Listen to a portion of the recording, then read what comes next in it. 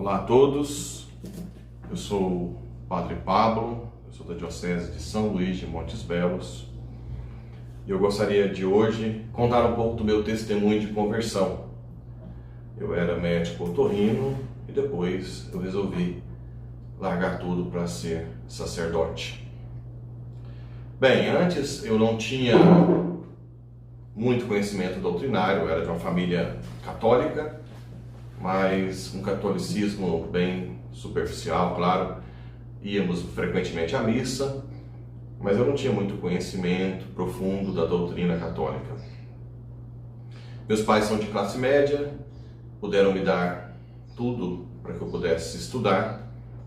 Eu nunca trabalhei na minha infância nem na adolescência, pagaram os melhores colégios. Eu morava no interior, depois fui fazer cursinho, terminei muito jovem.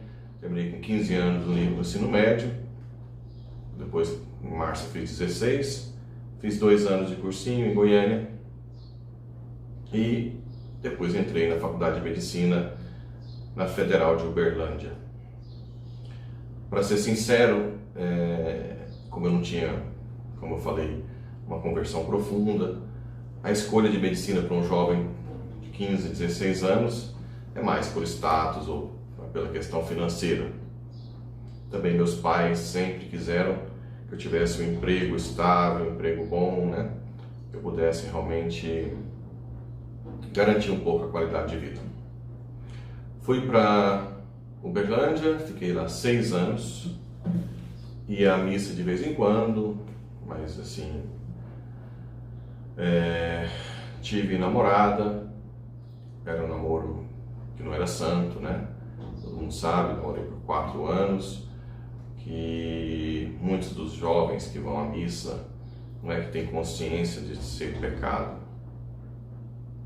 Na verdade, eu comungava e tinha um certo relacionamento com Deus, dialogava com Ele, pedindo sempre o bem-estar, de estar bem, até que no final da faculdade eu resolvi escolher uma residência também, que eu pudesse ter uma vida tranquila, ter um ganho bom. Por isso eu tinha escolhido fazer otorrino. Inicialmente eu passei lá mesmo em Uberlândia e comecei a residência lá, começou mais cedo, em janeiro de 2002. Já começou a residência e depois saíram resultados da residência em São Paulo.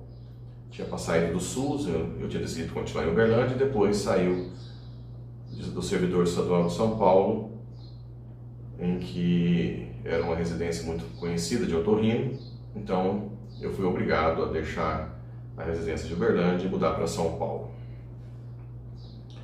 O meu namoro, depois da mudança, ficou muito difícil, porque a residência do servidor estadual de São Paulo, na época, a cabeça e pescoço e a otorrino eram juntas, então eu tinha um trabalho excessivo, era uma quantidade enorme de pacientes para olhar e uma tensão, uma pressão muito forte de chefes, como se fosse uma cirurgia geral.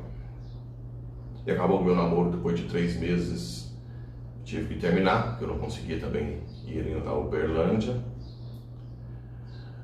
E esse primeiro ano de residência em São Paulo, eu vejo que foi uma sedução de Deus.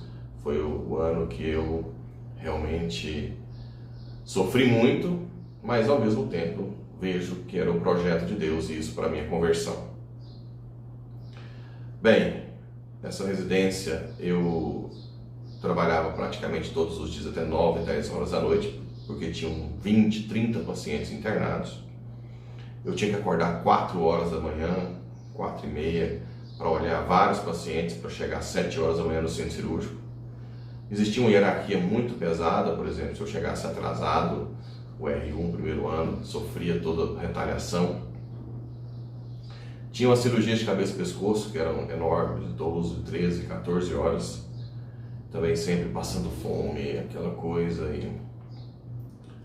E o pior de tudo, para um filho de papaizinho que não é acostumado a sofrer muitas retaliações, era a hierarquia de sempre ser alguém gritar, chamar sua atenção por qualquer coisa. E eu fui suportando os primeiros meses, até que teve um dia que eu estava passando um caso e eu esqueci de passar de um paciente que um outro médico tinha entregado, e um dos chefes começou a gritar. E nesse dia, acho que foi o divisor de águas, que eu comecei a mandar ele calar a boca, a brigar com ele na frente de todo mundo, todos os chefes. E a partir dali, eu ganhei um inimigo, que ele era um pouco bem complicado. E ao mesmo tempo também parece que eu resolvi virar a mesa, né? Então, a partir daquele dia, eu não suportava mais qualquer um chamando atenção, eu briguei com vários chefes. No plantão eu ficava nervoso, às vezes me acordavam de madrugada, eu saía já chutando a porta. E quando eu ia ver que era caso leve, teve um caso que me marcou, de uma pessoa que chegou 3 horas da manhã, aproveitando que não tinha ninguém para olhar uma irritação na garganta. Eu fui nervoso, coloquei xilocaína, spray na garganta de raiva. Então foi ficando uma situação muito, muito delicada. Quando chegou perto de julho, agosto daquele ano, eu já tinha brigado com a maioria dos meus chefes, com alguns residentes, com o R3, por exemplo, estava no 3º ano, que hoje é um grande amigo meu. Eu já tinha brigado com vários deles. E a situação ficou muito pesada no hospital. E eu comecei a ficar meio triste por isso, mas ao mesmo tempo eu não conseguia controlar a minha irritabilidade, né? Sempre irritado, sempre nervoso. Aí comecei a pensar em largar a residência, mas eu lembro que na época era muito difícil de entrar. Essa residência mesmo, se eu não me engano, tinham 400 candidatos para 3 vagas, eu fiquei em 3º lugar. Então eu ficava com muita, na verdade, preguiça de estudar tudo de novo para entrar numa residência. Então eu fiquei entre a preguiça de começar de novo e aquele ambiente péssimo no hospital. Eu tinha conversado com meu pai para eu largar a residência. Isso já era perto de agosto, setembro. Até que um dia eu fui fazer uma prescrição de um paciente às 9 horas da noite. E tinha uma residente de reumatologia, católica, acho que talvez era a única cristã de verdade aqui no hospital, e que eu cumprimentava de vez em quando, mas não é que eu sempre falava com ela. De repente eu me vi de frente a ela, prescrevendo, ela calada, e eu falei para ela: olha, eu queria partilhar um negócio. Ela disse o que é. E eu comecei a falar: olha, eu estou muito nervoso, eu não consigo me controlar, já briguei com todo mundo, eu realmente não consigo me controlar. E eu não sei mais o que fazer. Já a situação já está dramática na residência, estou pensando em largar. E ela, que foi muito, muito, muito sutil e muito bom, queria me ajudar mesmo, olhou para mim e disse: olha, eu entendo o que você está passando, mas eu tenho 2 coisas para te falar. Uma é que a situação da residência não vai mudar. Isso é ilusão. De um dia para o outro não mudam as coisas. Mas você pode mudar como reagir com os problemas da residência, né? Por exemplo, se você achar um sentido no sofrimento, e o maior sentido que você pode achar é oferecer seu sofrimento para Deus e saber que Deus te recompensa com a graça dele, te dá paz. Bem, essas palavras entraram no meu coração naquele momento, mas eu confesso que eu fiquei perdido como que isso ia acontecer. E assim eu perguntei: mas como que eu faço para fazer isso? E ela me disse que conhecia alguns padres na época do Opus Dei em São Paulo, que poderiam me acompanhar se eu quisesse. Confesso que na hora eu fiquei meio, não sabia o que era esse negócio de Opus Dei. Liguei, eu sou aqui em Goiás, para minha família que é mais católica. Aí falaram que era realmente da Igreja Católica. E eu dei o sim. Falei que podia marcar.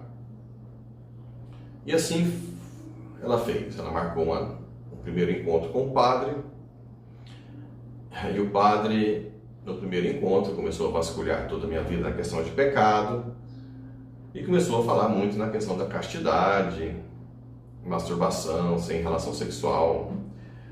E na verdade isso para mim eu não entendia por quê. Eu sempre dizia, não estou fazendo mal para ninguém, qual que é o mal disso? Toda semana ele entrava nessa questão e eu batia de frente. Um dia ele pegou o catecismo, me mostrou, falou que não era ele, não é a opinião pessoal dele, era o catecismo. Mas eu era sempre muito turrão, falei, não concordo. E aí, esse padre, muito paciencioso, eu tenho uma gratidão enorme com ele. Quando ele via que eu batia de frente, ele recuava, mudava de assunto, falava de outras coisas. E remarcava para a semana seguinte. E eu lembro que toda semana eu falava, meu Deus, vou lá brigar com esse padre de novo. Mas alguma coisa, uma força me movia a encontrar com o padre novamente. Toda semana eu encontrava com ele lá, eu saía lá da Vila Clementina, em São Paulo, e ia até o Pacaembu. Ele rodeava e voltava a falar um pouco sobre a questão do pecado, da castidade, eu sempre entrava em conflito com ele. Até que depois de muito tempo, com muita paciência e muita sabedoria, porque esse padre era um padre muito experiente, ele chegou em mim e disse, ok, você acha que eu estou errado? Eu disse, eu tenho certeza, padre. Você acha que a igreja erra? Eu falei, sim, eu não concordo com a igreja nesse aspecto. Aí ele sabiamente me disse assim, você acha que Deus erra?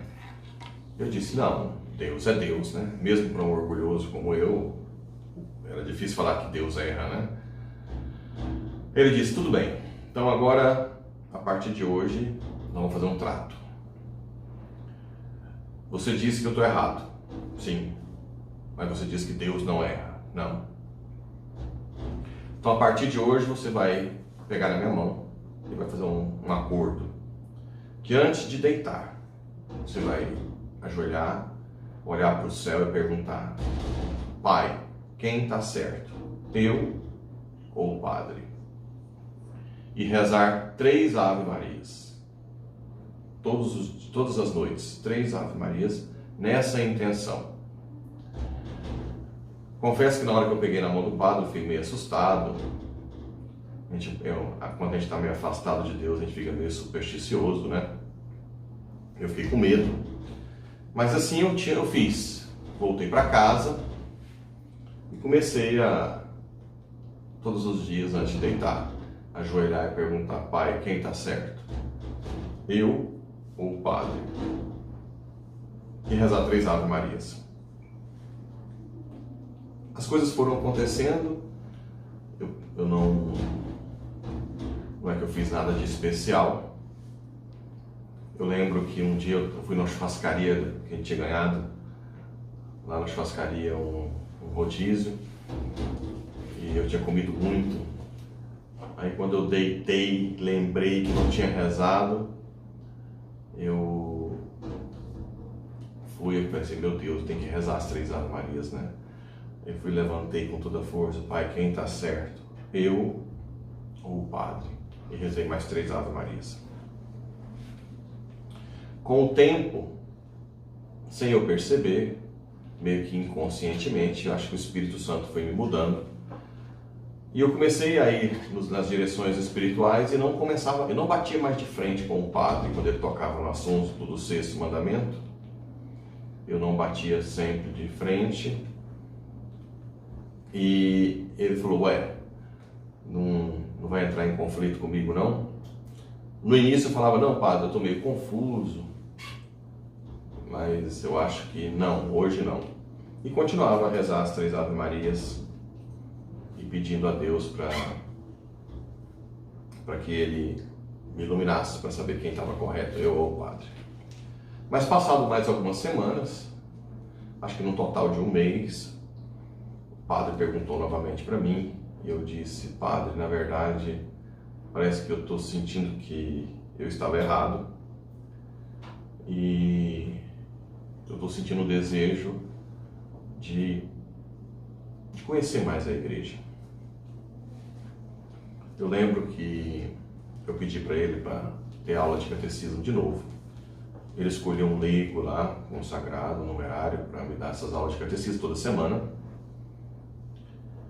E eu comecei a lutar então para viver a vida sem pecado, né? Essa vida a busca do estado de graça. Eu tinha o hábito e a graça de confessar toda semana. E aos poucos veio no meu coração um desejo de aumentar a minha intimidade com Nossa Senhora. Nesse meio tempo eu recebi uma carta de uma tia, madrinha minha aqui de Goiás, que eu não falava com ela há algum tempo. Nessa carta ela descrevia quase tudo que eu estava vivendo. Eu fiquei muito assustado. E no final da carta ela disse que foi Nossa Senhora que revelou. E dizia que era para eu ficar tranquilo, que Deus estava no comando. Eu mostrei essa carta para um amigo meu, que era o Torrino, lá, que a gente partilhava o apartamento. E ele ficou meio assustado também, disse: realmente, você não falou nada com ela? Eu falei: não. E eu fui ficando cada vez mais tenso nessa questão e fui tentando então aprender a rezar o terço. Só que era muito difícil, eu não conseguia. Eu lembro que um dia, eu não costumo contar muito, mas já que já estou aqui partilhando tudo. Um dia eu estava voltando do hospital, ouvindo rádio lá de São Paulo, normal, com música mundana mesmo. E eu fui e virei o carro na garagem do prédio, lá na Vila Clementino, na rua Estado de Israel. E eu sempre lembrava que tinha um espelho, né? E na verdade, depois que eu fui ver que o espelho era pro porteiro, para ele poder ver o carro pelo espelho.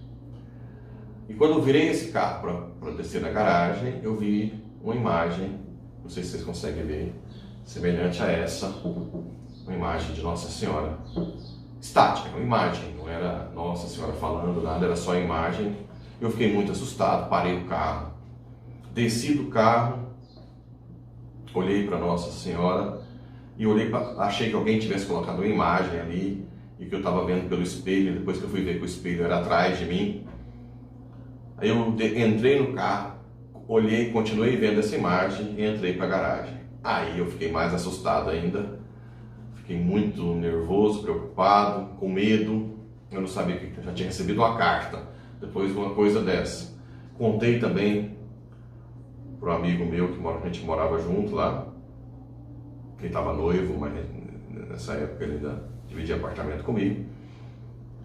E ele também, vendo que eu não era louco, ficou meio preocupado. E eu comecei a falar para Deus que eu queria rezar o terço e tal. Aí um amigo meu que estava prestando residência para neurocirurgia foi para lá e eu prometi para ele que ia rezar o terço, mas que eu nunca tinha conseguido. E por causa dessa promessa, acabei que esforcei um pouco mais. Eu estava de viagem para Goiás, consegui rezar o terço e eu prometi para Deus a partir daquele momento não parar de rezar o terço mais. Aí foi uma outra guinada na minha vida. Eu voltei para São Paulo depois das férias, e continuei rezando o terço. E acontecia muito comigo durante o período que eu rezava o terço. Era como se Nossa Senhora colocasse um espelho na minha frente para que eu pudesse rever toda a minha história. Por exemplo, vinha na minha memória o momento que eu era novo, que emburrava, porque minha mãe tinha feito uma comida que eu não gostava, eu ficava sem comer. E ela ela ficava implorando, né, coma. Vinha também as meninas que eu, às vezes, cantava só para ter relação e falava para sair do ambiente, e vinha uma voz assim: todas elas eram batizadas, você humilhou a mim, eu estava nelas, né? E eu fui me sentindo muito mal. Toda vez que eu rezava o terço, vinha essas coisas, tudo que eu tinha feito de mal no passado. Eu comecei a ficar muito, muito contrariado, chorava às vezes, falava: não é possível que eu sou tão ruim. Uma vez eu rezando o terço, Uma vez eu rezando o terço, veio também a questão de uma voz dizendo: em quem você pensava? E depois eu fui pensar, era só em mim. Sempre quis ter dinheiro, status, sempre imaginei que a medicina era o caminho mais fácil. E eu lembro que eu fiquei muito contrariado comigo mesmo, não é possível que eu sou tão ruim. E fui ficando mais e mais assim, assustado. Depois desse processo de autoconhecimento que eu tive com o terço, quando eu ia rezar o terço, Deus usou outras coisas, por exemplo, a minha limitação, né? Eu ia rezar o terço e depois vinham coisas na minha cabeça: se eu ficasse doente, como é fácil ficar doente, né? Acaba com tudo. Eu lembro que eu olhei para minha mão uma vez, eu olhei, não, se eu tivesse um acidente com esse polegar, como é que eu ia fazer cirurgia? Não tinha jeito. E para escrever, nem escrever, eu teria que escrever com a esquerda. Aí eu começava a refletir: meu Deus, eu estudei 6 anos de faculdade, mais 3 anos de residência, um polegar pode acabar comigo desse jeito. Então, além do autoconhecimento, eu comecei a ficar com medo de tudo. Era como se Deus colocasse a consciência da minha limitação, de como eu era pequeno, como tudo poderia desabar rapidamente, com um piscar de olhos, né? Isso serviu para aumentar a minha oração, pedir para Jesus me ajudar, me dar sabedoria, até que um dia, rezando o terço também, eu comecei a questionar: o que é a felicidade? Quem podia ser feliz? Aí eu pensava: não, se eu tiver sucesso, dinheiro, mas depois perder um parente meu, ou se eu ficar doente, ou tudo cai por terra. Aí eu pensava: então a felicidade tem um tempo, tem um limite. Isso eu fiquei muito tempo pensando, né? Até que um dia eu atendi um paciente de 17 anos que falou que estava estudando teologia. Eu perguntei por que ele estava estudando teologia. Ele disse que é porque Deus, que ele tinha curiosidade de conhecer um ser onipotente. Eu lembro que essas palavras ressoaram dentro de mim: Deus é onipotente. E eu fiquei refletindo: se Deus é onipotente, por que não faz a gente feliz? Por que a gente não é feliz? E eu fui tentando muito tempo juntar as duas coisas. Aí eu lembro que eu visitei a enfermaria de oncopediatria, que tem câncer em criança, e eu notava que as crianças com câncer, ela chorava quando tinha um procedimento, mas depois estava ali brincando e os pais arrasados. E aquilo me fez refletir um pouco. Falei: gente, mas que o sofrimento não tira a felicidade de todo mundo. Até que um dia, eu rezando o terço, veio no meu coração que a felicidade é um dom de Deus, né? Aí eu pensei: opa, se Deus é onipotente, mas Ele não pode tirar o sofrimento e a morte, que foi consequência do pecado, Ele pode dar a felicidade a quem Ele quiser, mesmo a quem sofre e a quem está morrendo. Então isso para mim foi como se fosse uma descoberta única, né? Que a única forma de a gente ser feliz é se a felicidade fosse um dom de Deus, e que esse dom pode ser dado a quem sofre. Aí eu comecei a estudar as biografias dos santos. Foram vários santos. Eu vi São Francisco de Assis com 44 anos, vamos lá, com dor de cabeça, morrendo, e dizendo: quão grande és tu, Senhor, com a irmã Sol, irmão Lua, né? Dando todo aquele louvor. Eu pensei: ele está sofrendo, mas está feliz. E tantos outros santos que sofreram até o último instante, mas sempre glorificavam a Deus, louvavam. Foi quando eu cheguei realmente à conclusão que a felicidade vem de Deus para aqueles que se abrem a Ele. Aí eu lembro que um dia no hospital, eu fui na capela do hospital lá do servidor, me ajoelhei diante do Santíssimo e disse: a partir de hoje não me ouça mais. Faça a sua vontade na minha vida, né? Não quero que o Senhor me ouça mais. Eu não presto. Eu lembro bem que eu falei: eu descobri que eu não presto. Eu quero que o Senhor faça a sua vontade na minha vida. Depois de uns 2 dias, uma enfermeira, que era até protestante, me procurou. Eu estava na enfermaria, ela bateu no meu ombro e disse: você fez uma promessa para Deus, né? Eu disse: sim. Ela disse, ele vai te cobrar um dia. Depois eu fui fazer uma cirurgia de um paciente. Depois de uma semana que eu pedi para Deus fazer a vontade dele, não a minha. Eu sei que eu cheguei perto desse paciente na mesa de cirurgia e falei para ele, tudo bem? Como é que vão? Tá tranquilo? Aí ele olhou para mim e disse, estou vendo um anzol para sua boca. Eu disse, anzol? Que é isso, rapaz? Aí ele me disse, você já foi fisgado. Deus vai só te dar linha por muito tempo, mas depois ele vai te puxar quando você não tiver mais força. Isso foi em 2003, eu acho. 2003 ou 2004. Eu acho que foi 2003. E assim eu fui apaixonando cada vez mais pela igreja. As aulas de catecismo abriram minha cabeça. Eu lembro que eu chorava quando ouvia. Depois eu resolvi fazer um curso de Bíblia lá na paróquia Nossa Senhora da Saúde, em São Paulo, lá na Vila Mariana, né? De frente ao Shopping Santa Cruz. E comecei também a procurar outros lugares em São Paulo. Eu lembro que eu visitava a Toca de Assis, o Padre Marcelo Rossi, eu ia sempre, toda semana. Eu lembro que um dia eu fui à missa no Mosteiro de São Bento e eu vi os monges entrando, eu fiquei, meu Deus, eu queria conhecer lá dentro.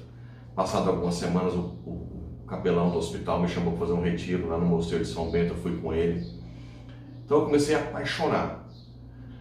Só que depois os anestesistas ficaram me questionando sobre as outras religiões. Como é que você ama o catolicismo?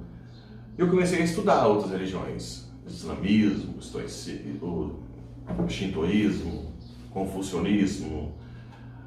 E eu não sei, uma luz divina. Até eu não tinha falado com o meu diretor espiritual que eu ia ler isso. Mas para mim ficava cada vez mais claro que a igreja verdadeira era a igreja católica. Por quê? Porque eu sempre sabia que a verdade tinha que ser universal, tinha que ter uma unidade, né? Unidade na verdade. E eu via que as outras religiões, Maomé logo depois, os primeiros já começaram a brigar, os xiitas, os sunitas, e não tinha uma referência de unidade e universalidade, na verdade, como temos a igreja católica, o Papa. Depois, estudando todos os problemas da história, todos os erros dos membros da igreja, eu via que, apesar daqueles erros, a igreja mantinha uma unidade. Ao contrário do protestantismo, que hoje, há um tempo atrás, eram mais de 30 mil seitas já, igrejas, depois da separação. Então me encantava isso na igreja. Apesar dos nossos pecados, a igreja mantinha, né? Aquela indefectibilidade da igreja que foi aprender depois. Então, estudar as outras religiões fortaleceu muito a minha fé. Muito mesmo. E como eu tinha aquilo no coração de querer ganhar dinheiro, rico, em São Paulo me deu uma grande vontade de ajudar os pobres. Então eu comecei a ajudar a Toca de Assis, nas pastorais de rua. Depois eu conheci a Aliança de Misericórdia, eu ia lá na favela, nas ruas, e fiquei apaixonado por essa pastoral de rua. Até que no final da residência eu quis fazer uma experiência na Aliança de Misericórdia. Eu fiquei 2 meses morando lá no Botuquara, região do Taipas, lá na favela, em que eu fazia muita pastoral de rua. Mas eu lembro que eu tive eu gostava muito de liturgia. E às vezes, em alguns momentos, eu sentia que me incomodava alguma coisa de liturgia, talvez por imaturidade e tal. E eu resolvi sair depois de 2 meses, eu já tinha terminado a residência, né? E voltei para Goiás. Confesso que quando eu voltei, eu pensava já de entrar em outro local. Eu não queria mais trabalhar para ganhar dinheiro, porque eu me sentia muito sujo, depois de tudo aquilo que eu falei de autoconhecimento. Mas eu fui procurando outro lugar, mas nada me atraía. Mosteiro, eu não queria a vida diocesana. Então comecei a trabalhar como médico, já bem devagar, um consultóriozinho na minha cidade natal, que é São Luís de Montes Belos, um pouco em Porá. E até trabalhava em posto de saúde, o pessoal brigava, como é que o otorrino está trabalhando no posto de saúde? Porque Eu não contava para ninguém que, na verdade, eu estava procurando ver se Deus queria que eu trabalhasse como médico. Mas depois o tempo foi passando, isso foi em 2005, eu fui vendo que eu não poderia ficar no meio termo. Então eu investi na medicina, depois eu mudei para Ceres, que é uma cidade do norte de Goiás que atende muita gente. E eu lembro que em Ceres eu cresci muito rápido, eu investi também em muitos cursos, fazia curso fora do Brasil. Construí um que era amigo meu, que morava em São Paulo, na residência, foi para Ceres, nós construímos uma clínica juntos. Dentro de 2 anos que eu estava em Ceres, nós construímos uma clínica muito boa, maravilhosa. Um crescimento realmente excepcional. E mesmo sem querer, eu comecei a ter ganhos que eu nunca imaginava, porque antes eu sonhava de ganhar, sei lá, todo mundo, antes de pelo menos um salário de 10 mil reais. Eu lembro que um dia, eu meditando lá, eu tinha fechado o caixa da clínica e num dia tinha dado 13 mil reais. E aquilo mexia muito comigo. Eu falava, eu estou caminhando por onde eu não queria estar, adquirindo o que eu sonhava antes, e acabei que com isso eu fui tendo uma vida abastada também, uma casa grande, carrão, mas nunca perdi aquele fio condutor com Deus, porque eu ia à missa todos os dias, de 7 horas da manhã, depois eu rezava o rosário no Santíssimo, todos os dias, né? E sempre pedia para Deus que Ele fizesse a vontade dele. Tive algumas namoradas e realmente foi crescendo, até que chegou num ponto que parecia que não tinha mais volta, porque eu já estava numa clínica com 8 funcionários, 9 com a faturista. Eram 8 famílias que dependiam da gente, de mim, meu sócio. Então parecia que não tinha mais volta. Eu já tinha investido tanto. Até que um dia um amigo meu, padre, que estava fazendo doutorado em Roma, me chamou para visitá-lo em Roma. E eu fui. E quando eu cheguei em Roma e vi aqueles túmulos dos santos ali, lembra que eu tinha lido as biografias antes? Eu fiquei muito chocado, né? Seria como se tivesse a prova daquelas pessoas que deram a vida por Deus. E ali reacendeu aquela chama vocacional. Quando eu fui a Assis, por exemplo, eu fiquei muito tempo meditando. Lá tem um túmulo de São Francisco e o sacrário, eu lembro que eu fiquei me vendo, chegando velho lá, casado, e São Francisco dizendo para mim, não, agora não há mais tempo, o seu tempo se esgotou. E eu fiquei com isso na cabeça, mas por que tempo, né? Quando nós voltamos para Roma, entrando na Basílica de São Pedro, encontrei com um padre, depois disse que era dentista, né, do Sul, e aquilo me deixou mais tocado ainda.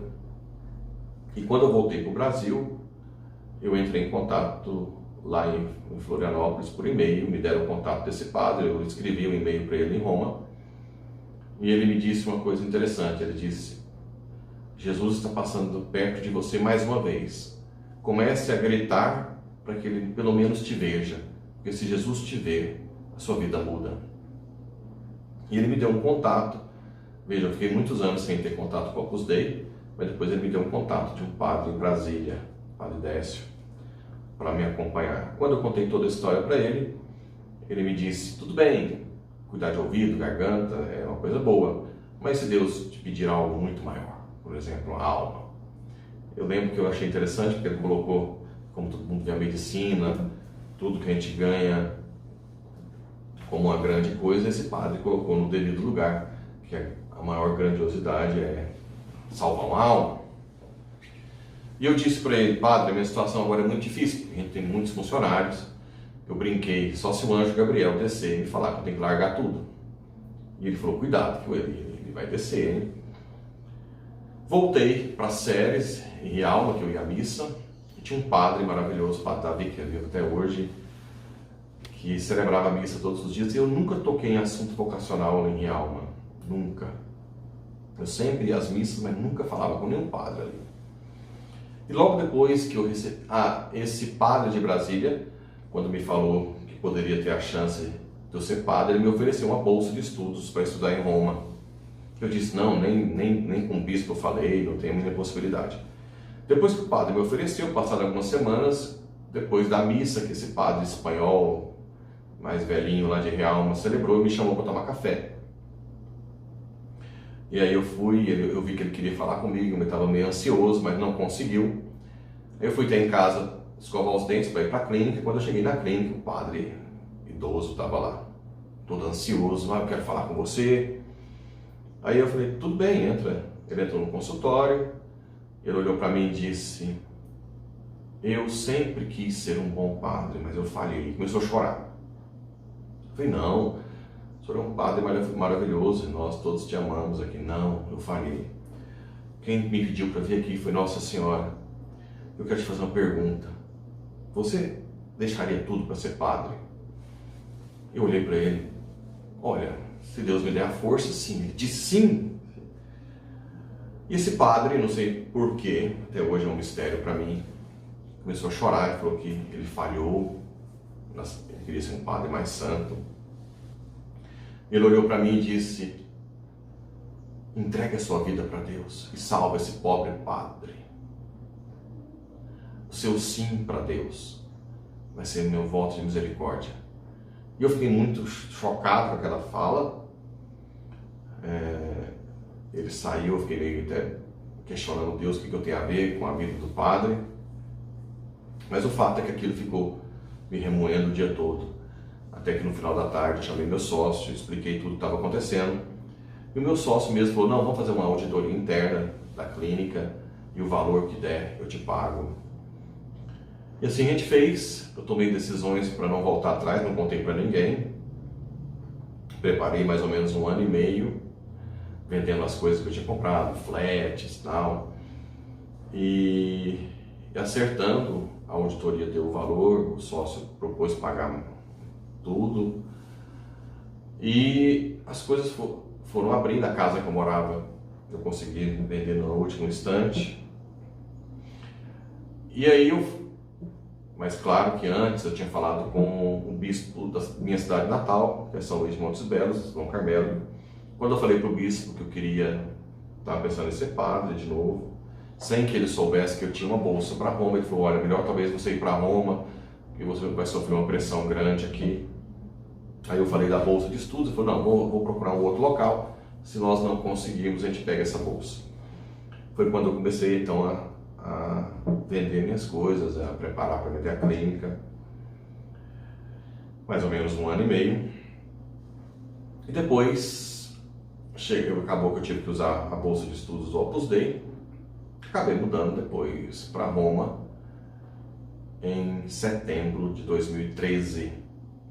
Contei para minha família 1 mês antes, ficaram chocados, chorando, fazendo toda a chantagem emocional, que realmente era um ganho grande, né? Não era só como médico, mas também como empresário. E para eles era um choque. Mas graças a Deus contei só 1 mês antes, que senão teria sido difícil.